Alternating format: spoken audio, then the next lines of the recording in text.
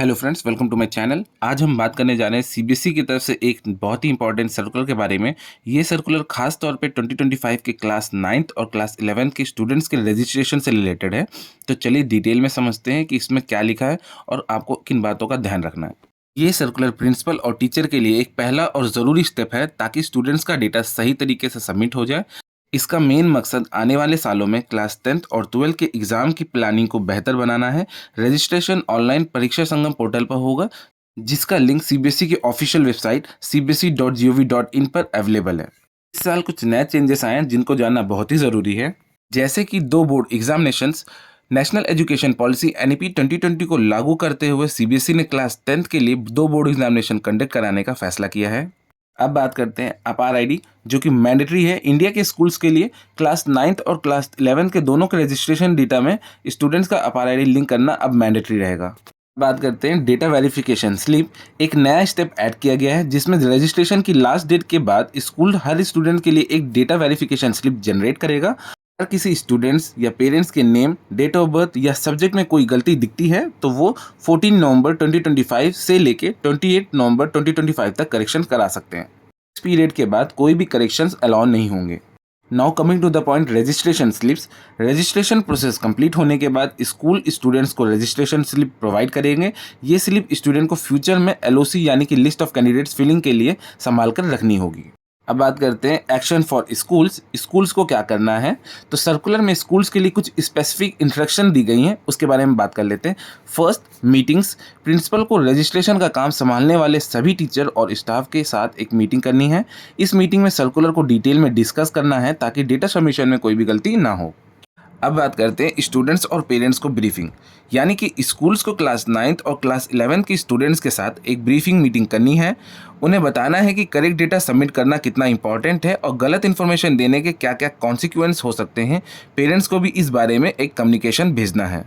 अब बात करेंगे कि ओएसिस पोर्टल अपडेट, यानी कि स्टूडेंट्स का रजिस्ट्रेशन शुरू करने से पहले स्कूल्स को ओएसिस पोर्टल पर अपना डेटा अपडेट करना मैंडेटरी है। इसमें टीचर की डिटेल्स और स्कूल में सेक्शन की संख्या, जो कि नंबर ऑफ सेक्शन शामिल हैं। ध्यान रखें, ओएसिस पर एक बार सेक्शन या स्ट्रेंथ एंटर कर दी है तो बाद में चेंज नहीं कर सकते हैं। अब बात करेंगे एलिजिबिलिटी एंड रूल्स। रजिस्ट्रेशन के लिए कुछ स्ट्रिक्ट रूल्स फॉलो करने हैं, जैसे कि बोनाफाइड कैंडिडेट्स सिर्फ वही स्टूडेंट्स रजिस्टर हो सकते हैं जो स्कूल्स के रेगुलर और बोनाफाइड स्टूडेंट्स हैं। ठीक है, स्टूडेंट्स किसी और बोर्ड या यूनिवर्सिटी पे रजिस्टर नहीं होने चाहिए। क्लास 11th के स्टूडेंट्स को क्लास 10th एक रिकॉग्नाइज बोर्ड से पास होना ज़रूरी है। क्लास 10th और 12th के बीच में 2 साल का गैप होना चाहिए। कोई भी एफिलिएटेड स्कूल उन कैंडिडेट्स को रजिस्टर नहीं कर सकता है जो उनके रोल्स पर नहीं हैं या किसी और अनएफिलिएटेड स्कूल्स में पढ़ते हैं। अब बात करते हैं data submission and verification. Data submit करते वक्त इन बातों का खास ध्यान रखना है। स्टूडेंट का full name, mother's name, father's name, guardian का पूरा नाम भरें। कोई भी एब्रिविएशंस यूज ना करें, लाइक मिस्टर, डॉक्टर, मिस्ट्रेस, ये सारी चीज़ें नहीं यूज़ करनी है। Filling of correct date of birth. Date of birth school के एडमिशन एंड विड्रॉल रजिस्टर के हिसाब से ही भरें। Subject combination scheme of studies के हिसाब से होनी चाहिए। सब्जेक्ट के कोर्स केयरफुली चूज करें, specially for class 9th। English communicative और इंग्लिश लैंग्वेज लिटरेचर जैसे सब्जेक्ट में अगर कोई गलत सब्जेक्ट स्पॉन्सर किया तो स्टूडेंट एग्जाम में नहीं बैठ पाएगा और स्कूल के खिलाफ डिसएफिलिएशन प्रोसीडिंग शुरू हो सकती है। साथ ही साथ बता दो कि ई सिग्नेचर, अब रजिस्ट्रेशन डेटा ऑनलाइन अपलोड किया जाएगा प्रिंसिपल के आधार कार्ड लिंक ई सिग्नेचर के साथ में। अब बात करते हैं वन टाइम सबमिशन। एक फीस स्लैब में सभी स्टूडेंट्स का डेटा सिर्फ एक लॉट में ही सबमिट किया जा सकता है। पार्शियल सबमिशन अलाउड नहीं है, यानी कि जब एलओसी सबमिशन हो जाएगा आपका तो फीस एक ही बार में एक ही लॉट में सबमिट होगी। आप इंडिविजुअली किसी एक बच्चे का करके फीस को नहीं सबमिट कर सकते। अब बात करते हैं कॉमन मिस्टेक्स, जो कि सर्कुलर में स्कूल्स द्वारा की जाने वाली कुछ कॉमन मिस्टेक्स के बारे में बताया गया है। पहली चीज़, गलत डेटा, स्टूडेंट का गलत डेटा और सब्जेक्ट सबमिट करना।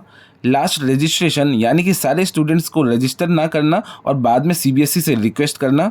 Invalid admissions, class 8 fail student को क्लास 9th और क्लास 10th फेल स्टूडेंट को क्लास 11th में एडमिशन देना, या फिर क्लास 10th पास किए हुए बच्चा जो कि अनरिकॉग्नाइज्ड बोर्ड से पास किया होगा उसे क्लास 11th में एडमिट करना। सीबीएसई को गलत एक्सक्यूजेस देना, यानी कि रजिस्ट्रेशन डेडलाइन मिस होने पर एक्सक्यूज़ देना। सीबीएसई ने साफ साफ कहा है कि कोई भी एक्सक्यूज़ एक्सेप्ट नहीं किया जाएगा। प्रिंसिपल की जिम्मेदारी है कि सभी एलिजिबल स्टूडेंट्स का रजिस्ट्रेशन टाइम पर हो। Last minute problems, last minute पर टेक्निकल इश्यूज या किसी स्टाफ मेंबर के बीमार होने जैसे बहाने सीबीएसई ने साफ साफ कहा है कि कोई भी बहाना स्वीकार नहीं किया जाएगा। सभी पॉइंट्स बहुत क्रूशियल हैं ताकि बाद में डॉक्यूमेंट्स में करेक्शन के लिए कोई भी परेशानी ना हो। जितने भी पॉइंट्स मैंने डिस्कस किए इन सब बातों का ध्यान रखकर आप सही तरीके से रजिस्ट्रेशन प्रोसेस को पूरा कर सकते हैं। सही डेटा सबमिट करना ना सिर्फ आपके स्कूल के लिए ज़रूरी है बल्कि इससे स्टूडेंट को कोई भी फ्यूचर में परेशानी नहीं होगी। आई होप आपको वीडियो अच्छी लगी हो, तो वीडियो अच्छी लगी हो तो please like and subscribe to my channel ताकि हम फर्दर भी ऐसे कंटेंट ला सकें। मिलते हैं नेक्स्ट वीडियो में। Thanks for watching.